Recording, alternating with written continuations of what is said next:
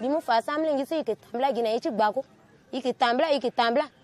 Uredmo wali ni to ansina tenma we akumumo wali ni laso wala na kibalako ala kichinji na mokwe ala puti zato na mapu. Et puis qui toi geresa ke amlinga kenyo meme ikimu ikina début dès que tene igana hôpital qui a fait ikisara avortement kiri biko binango deja biko akimba biko bidunga gina yanga chi akare kojo usemlinga minzo. Felicity, Christine and Kosinga are just 3 amongst over 1 million people in the Central African Republic to have fled into the bush to escape the violence raging in their country. The fact that they are women, however, makes their ordeal even more harrowing. On the 8th of March, International Women's Day, like any other day, thousands of women in the world will leave their homes in order to flee war or persecution.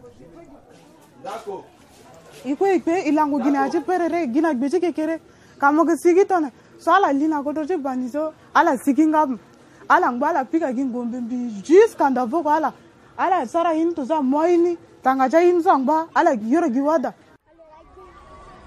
There are nearly 45 million people worldwide, mainly women and children, living in a situation of forced displacement.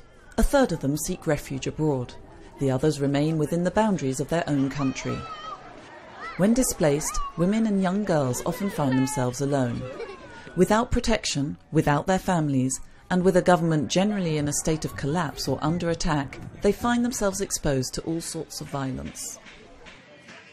When they move into one place to another, they will be exposed, for example, to sexual violence because they have to cross borders, so the guardians or the guards in those borders are going to ask them for sexual favors in terms of, I will let you pass if you do this for me. Once they are in the new setting, in the refugee camp or whatever, they will be exposed to sexual attacks when they go for water, when they go for food, when they go to the latrines to get changed because they got their menses, their periods. So in all these situations, they're very, very exposed. In conflicts, rape can be used as a weapon, as a deliberate tactic to induce psychological fear and to humiliate victims. In the Democratic Republic of Congo and the Central African Republic, thousands of women can attest to that. But there are other dangers too. Some women may be pregnant when they are forced to flee their homes. Others may become pregnant as a result of rape, or simply because they no longer have access to contraception. And giving birth in such conditions is not only difficult, it's highly dangerous too. Every woman in the world is exposed to have a life-threatening complication during delivery. That means that 15% of the normal deliveries, that all deliveries happening in a year, 15% of them will face a life-threatening complication. If you don't have access to healthcare, what is usual in an emergency setting because they are in a refugee camp, but probably the healthcare didn't arrive, they will probably die.